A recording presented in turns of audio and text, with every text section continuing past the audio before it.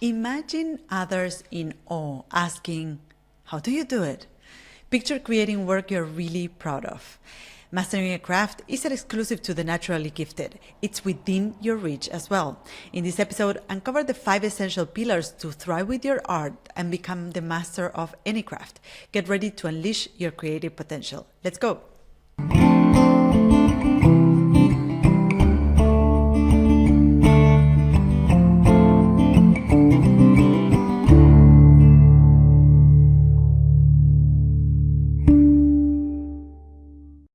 Hello and welcome to another episode of Open Studio. I'm your host, Martina Flor, and in this solo show, I share strategies and tactics that you can use to build a career as a lettering artist or illustrator. Now, I just finished an in-person seminar in my studio last week, and within this 3 days seminar, which is an intensive seminar where I essentially walk the students through the process of creating a lettering piece from scratch, from concept and sketch to digital artwork.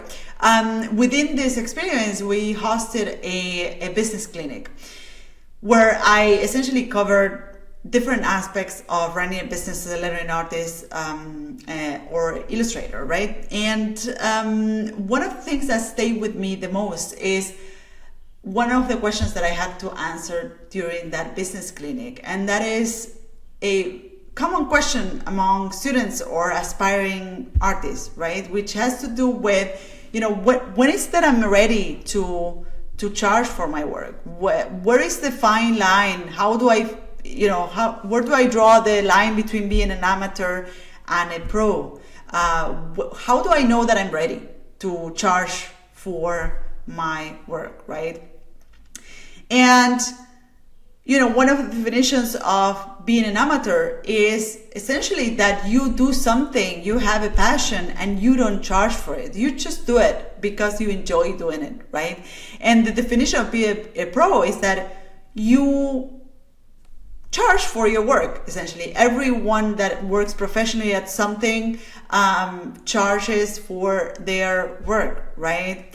Now, the question is, how do you know that you could charge for it? I remember that the first time I discovered this concept of when do you know when do you call yourself a lettering artist, right? I remember that I asked this question to one of my mentors, and the one person I worked for when I moved to Berlin back in 2010, I took an internship in a tie foundry, the tie foundry of one of the greatest type designers in the world, called Lucas de Groot. And one day I asked him, I essentially signed up for this internship to discover how it was to work professionally as a letter designer, right? And one day I asked him, when do you start calling yourself, type designer, right? How do I know that I can call myself type designer? And he said, well, I guess when you start charging for it, right?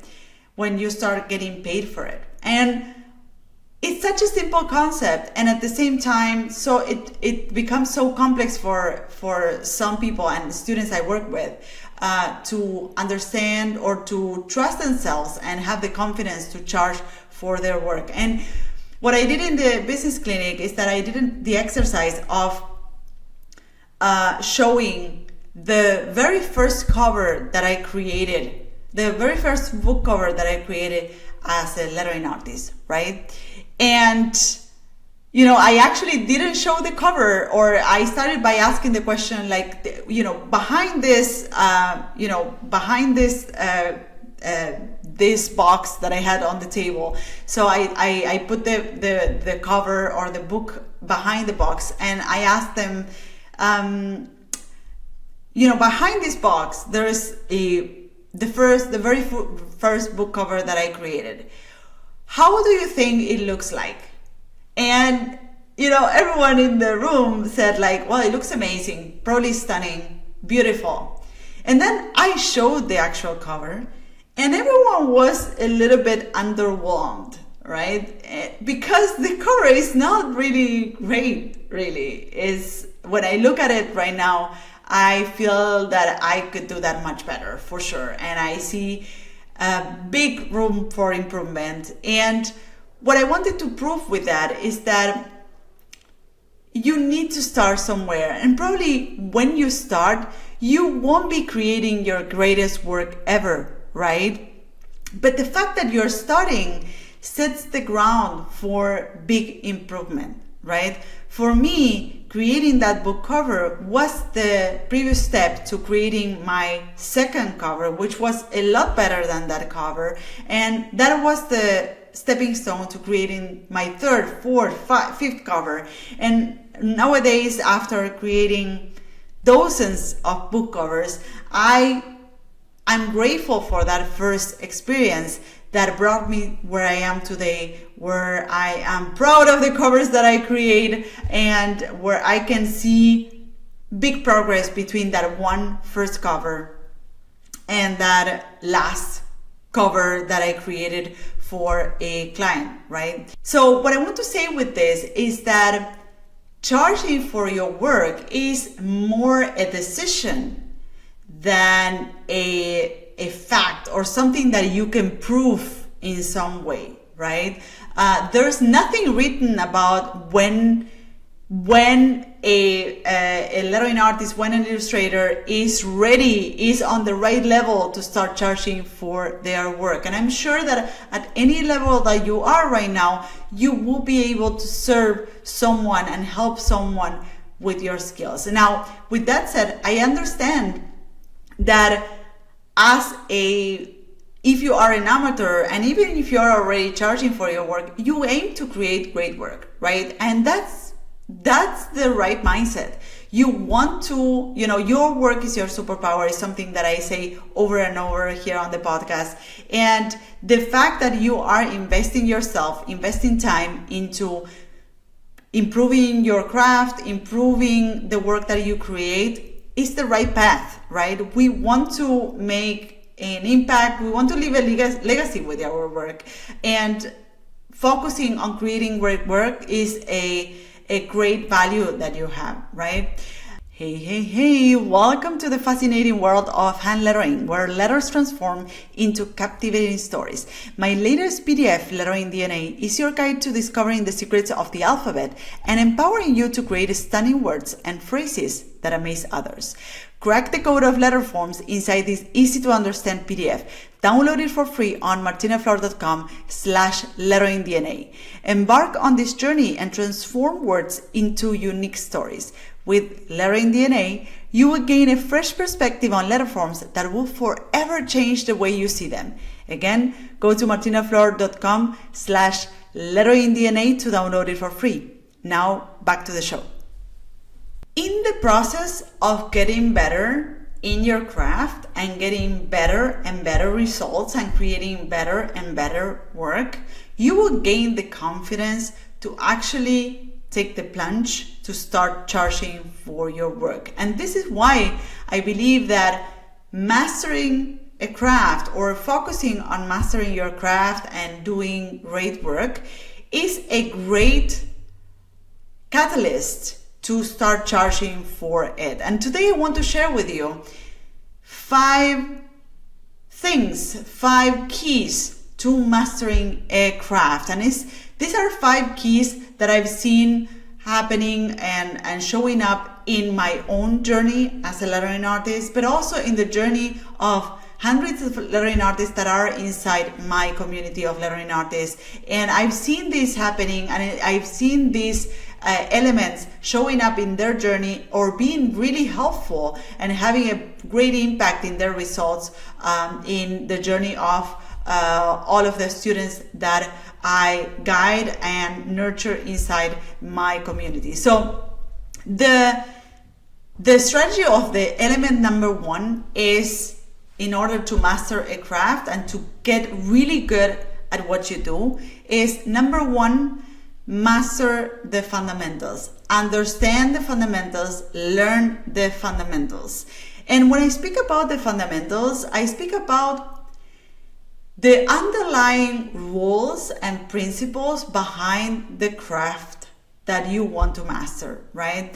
Just to give you an example, in this in-person lettering seminar that I hosted last week, and also in my online programs, but specifically because I have hosted this one seminar recently, I have this very fresh in my mind. But one of the things that we go through in that seminar is that I showed them a system that they can find in any alphabet, right? So for me, that I call that lettering DNA. In fact, you can download a PDF of this lettering DNA on my website. You can go to martinaflor.com/lettering DNA, and that will download the PDF for free so that you get an idea of what I'm talking about. And in this lettering DNA, I essentially show a system that you can find behind an alphabet, right? And for this, I use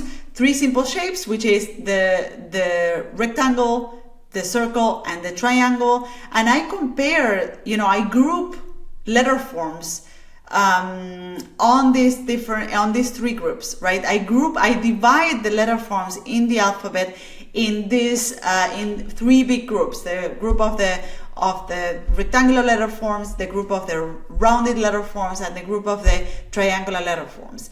And then I show them how to use information or DNA from each one of the groups to build other letters, right? Now, this is just a conceptual interpretation of the alphabet. It's a way of understanding the alphabet as a system, so that when they sit to work or they sit down to work, they can understand how the system they are working within, which is the alphabet, works, right? And once you understand the rules, once you understand the system, once you crack the system in some way, you can work on your own. You don't need someone to tell you, okay, this is the way you draw an N, or this is the way you draw an E, right? Now, this system is really mind-blowing for them, because suddenly they feel empowered to start drawing letter forms, right? They feel like they have understood something that wasn't really visible for them. And like this one system, the lettering DNA that I'm speaking about, there's a lot of other systems. There's a lot of other principles that once you know them, once you understand them, you can apply them to your work, and they can totally transform your results, but also totally transform your approach to what you're creating. Because you will probably resonate with this. When you're starting with a craft, you feel completely insecure. You are like, well, I don't know how to draw this A. I don't know how do you draw a capital E, right? I don't know how to color my drawing. I don't know how to do a lot of things, right? And every step becomes a huge challenge, and every step, every new question holds you back from moving forward, right? So by understanding the fundamentals, by understanding these principles, by understanding the rules, then you can move forward with your work, right? You can actually finish that one lettering piece and create a lot others afterwards, right? So mastering the fundamentals is paramount.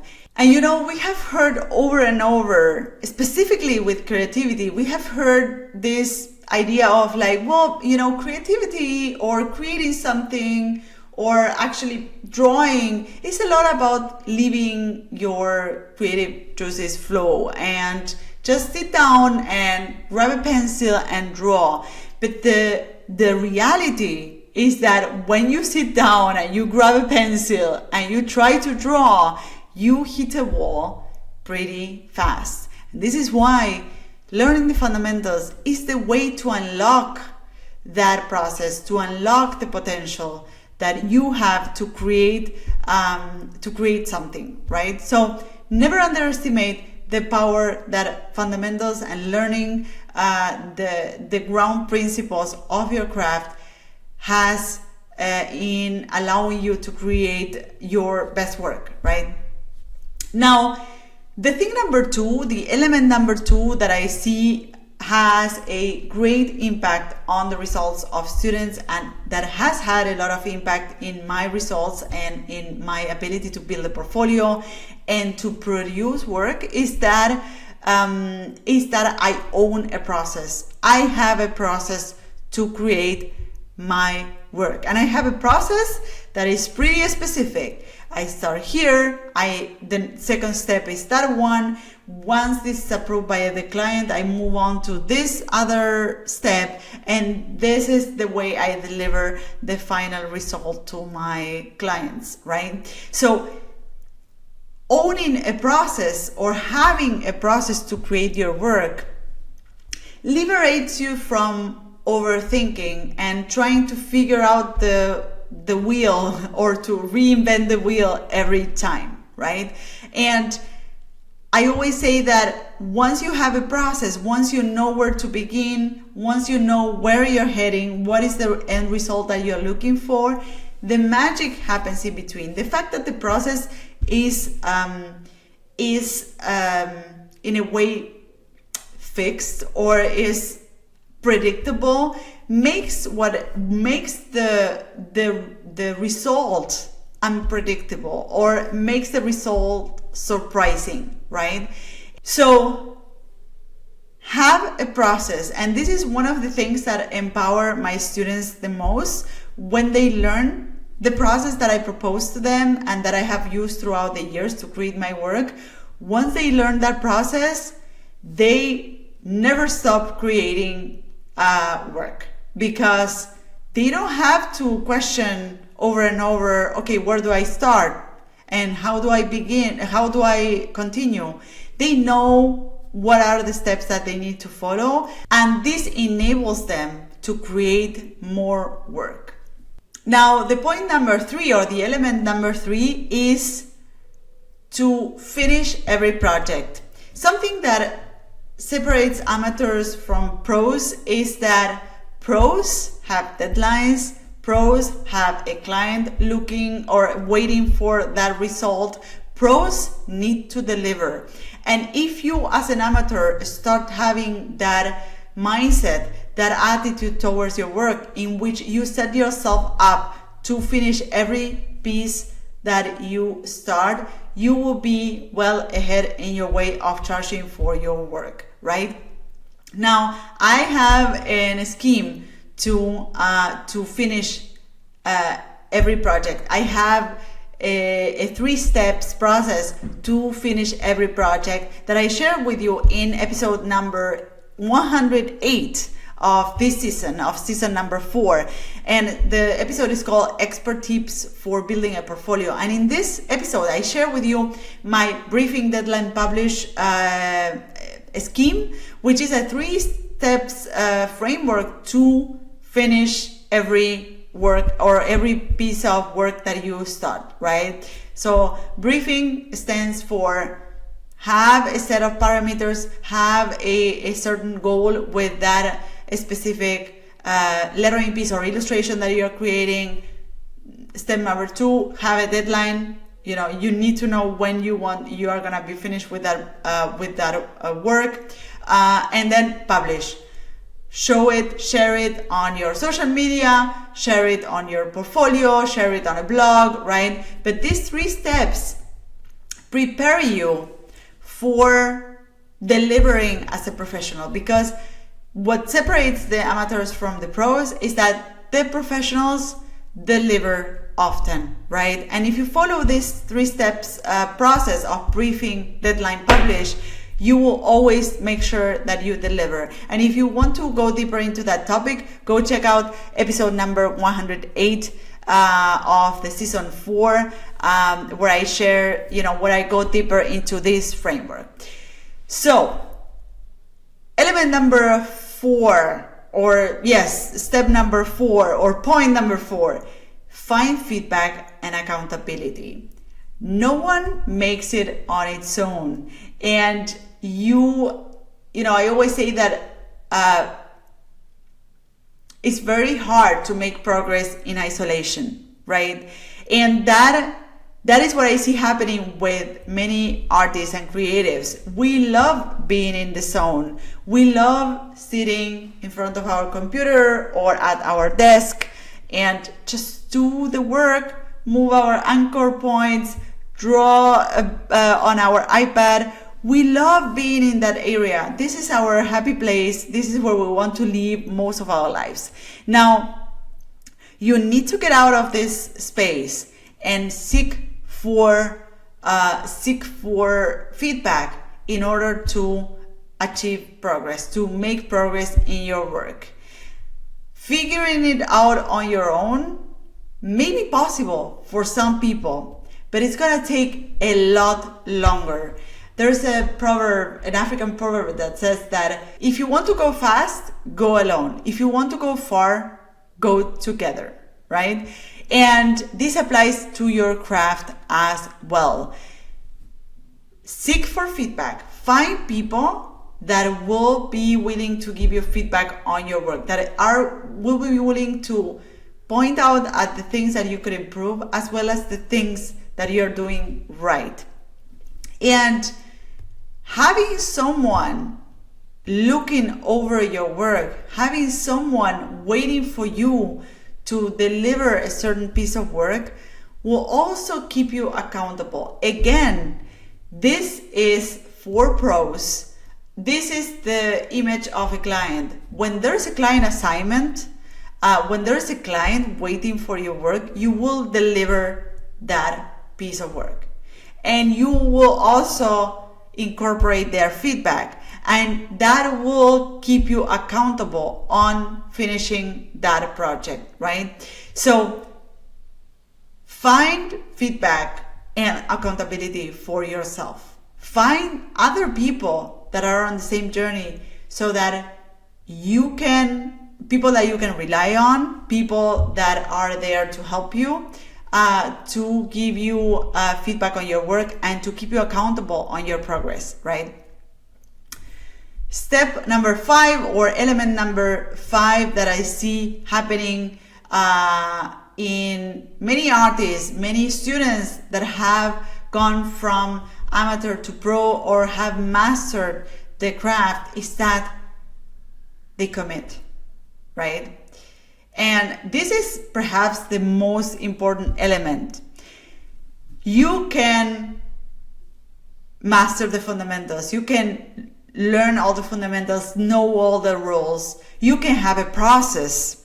You can even finish every project that you start. You can have an amazing community or group of accountability partners, people that give you feedback. But if you don't commit yourself to do this, to stay at it, to keep at it, then it will be very hard to master your craft. It will be very hard to reach your full potential, right? And I always say that in my case, starting my lettering business, launching my business as a full-time lettering artist was a way of keeping at it, right? Launching my business was a way of saying, well, now I need to make money with this business. So because I need to attract new client assignments, I need to reach out for new work, I will continue doing lettering. And the fact that I was working professionally as a lettering artist is the one thing that made me improve my skills, improve my craft. It's the one thing that kept me going. It's the one thing that kept me producing work consistently, right? Now, let's go back to the very beginning. We started with the question of, when are you ready to start charging for your work? When are you ready to go from amateur to pro? And to this question, I have a very straight answer, which is, you decide when you're ready. Now, with that said, again, I know that in order to make that decision, you need to have a certain confidence for your work. And that confidence comes from knowing that you can do this, knowing that you can do this over and over and over again, and that every time you do a new lettering piece or a new illustration, it's getting better. Your results are getting better. So, and in order to get good results and master your craft and create work consistently, you have to have these 5 elements in your work. So the element number 1 is that you need to learn the fundamentals. You need to learn the rules of your craft, right? And for this, I share, just to give you an idea of some of the fundamentals or how a fundamental would look like. I share with you the Lettering DNA PDF, which you can find on martinaflor.com//lettering DNA, where I show some of the rules behind or some of the principles behind letter design, right? So element number 1, know the rules of your craft. Element number 2, have a process, a consistent process that you can follow every time and you know it works. Element number 3, finish every project that you start, right? Start a project, finish it. Next one, start a project, finish it, right? And for this, you can use the briefing deadline publish scheme that I share with you on episode 108. Element number 4, find feedback and accountability. No one does it alone. Find people that are on your same journey and will help you throughout yours. And element number 5, commit. Commitment is the strongest element, the one that will take you farther, and the one that you cannot miss if you want to master your craft, if you want to improve your work, right? So the 5 elements that you need to master your craft, build confidence on your work, and start charging for it are those that I shared in this one episode. So I hope that this episode helps you move the needle at least a little bit towards becoming a master in what you do, becoming really good at what you do. Because remember, your work is what will give you the confidence to go from amateur to pro and start charging for your work. Thank you so much for listening today, and see you on the next episode of Open Studio. Bye-bye. So this is it. I hope you loved this episode. You can find me, the host of the show, on social networks at Martina Flor on Instagram, Twitter, and Facebook. If you have a question or comments, go to martinaflor.com/podcast, where you can see previous episodes, find show notes, and send voice memos with your comments and questions. You can also watch these episodes on YouTube. Just go to martinaflor.com/YouTube to find them. You can, of course, listen to all our episodes on your favorite podcast platform. If you loved this episode, subscribe to this podcast. And if you leave us a review, it will help others find us. Thank you all for listening, and see you in the next episode of Martina Flor's Open Studio. Bye-bye.